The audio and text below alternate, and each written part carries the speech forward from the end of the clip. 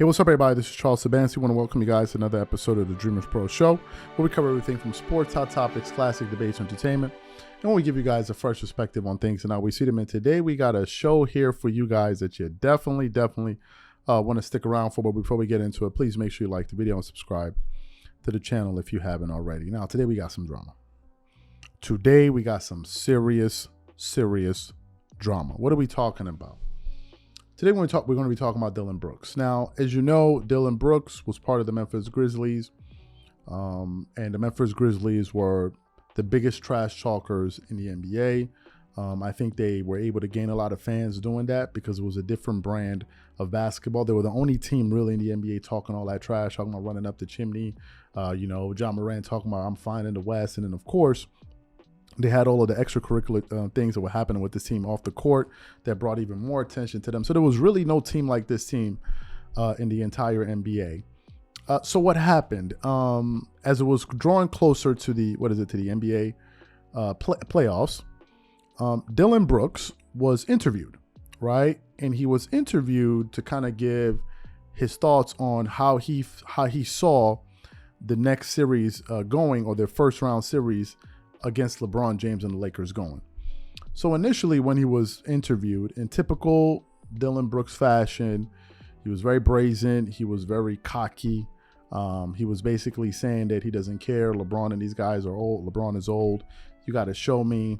I poke bears and all of this. Well, apparently the bear poked him in the eye because he couldn't make any shots that series. And as a matter of fact, looking at his playoff numbers, in 6 games in 28 minutes, he averaged 10.5 points on 31.2% shooting from the field, 23.8% shooting from from the three. It's terrible. He shot 71% from the free throw line, and he got you with 3 rebounds a game, 1.8 assists, 0.2 steals, 0 blocks per game, and 3.3 personal fouls. He was basically a non-factor for this team, and it showed. Right, it showed. And at the end of that, he got all of his licks, because if you're going to talk that much trash when you don't back it up, people are going to give it to you, right? And I think that was justified, and I think that's par for the course. If you're going to talk all that trash and you don't back it up, people are going to call you out on it. So what happened?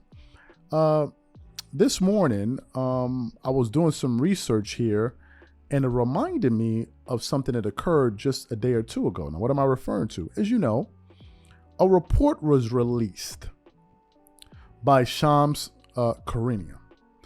And this report basically stated some damaging things, or potentially career damaging things, about Dillon Brooks that now, that has caused his agent now, Dillon Brooks' agent, to publicly call out this NBA insider for doing this to his client. But before we get into this video is brought to you by sponsor Aura, who's also the official sponsor of the T-Wolves. Do you know what the fastest growing crime in America is today? It's identity theft.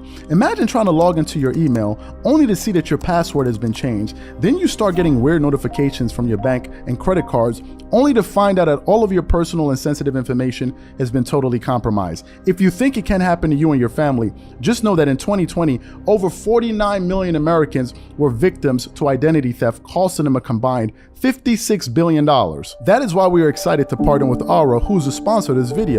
Aura is the #1 identity theft and financial fraud protection.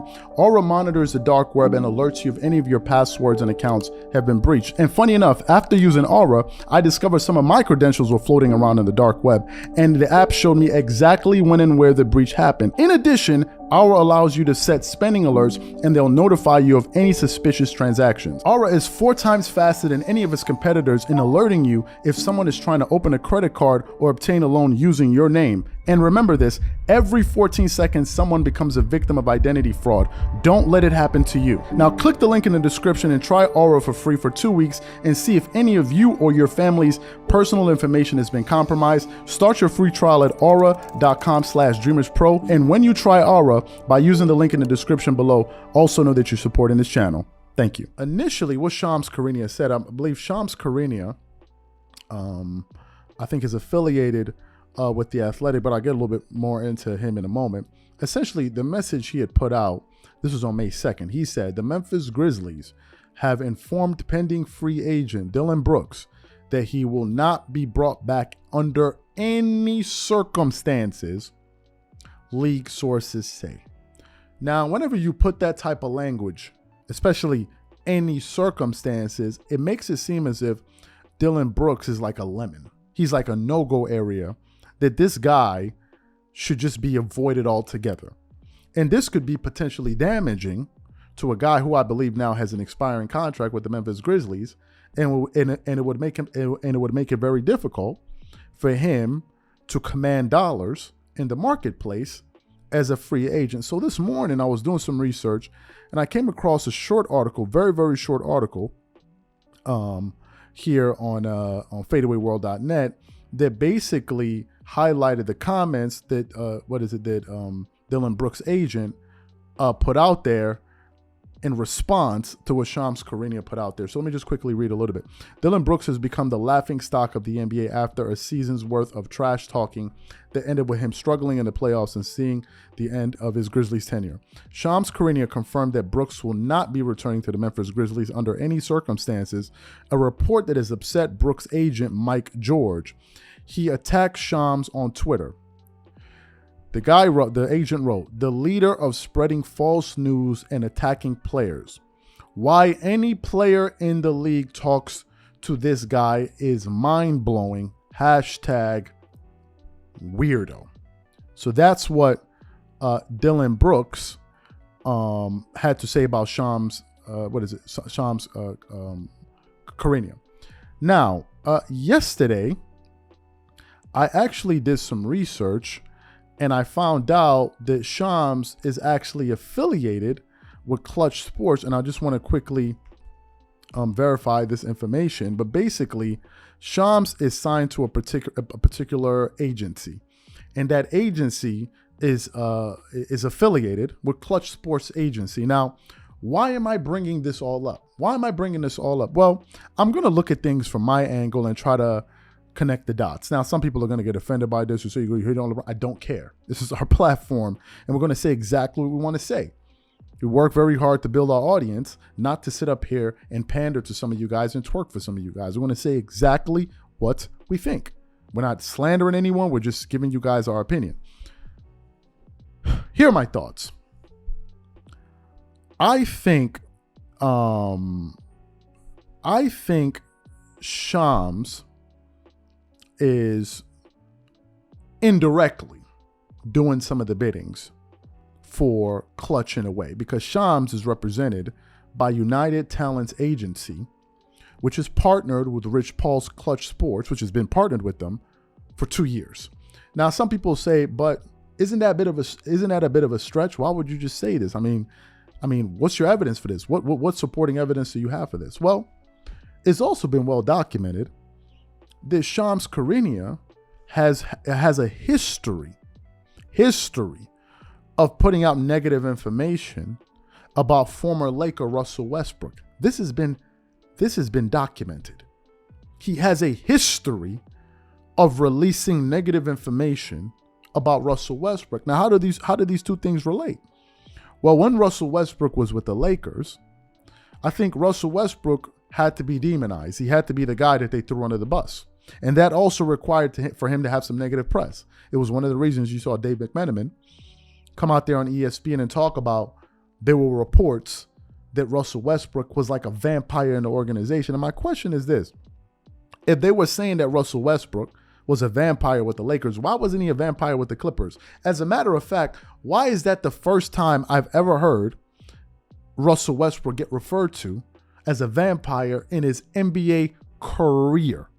Why was that? I've never heard that before. Have you heard that before? Can you pull up an article where they said Russell Westbrook was a vampire with the Oklahoma City Thunder or with the Washington Wizards or with the Los Angeles Clippers? I never heard that. But when he was with the Lakers, all of a sudden, he was characterized as a vampire, a blood-sucking just imagine, a vampire. And I think that it worked in the favor of LeBron and these guys. And maybe that was LeBron's way now with Dillon Brooks is, giving him the middle finger, like, you know what?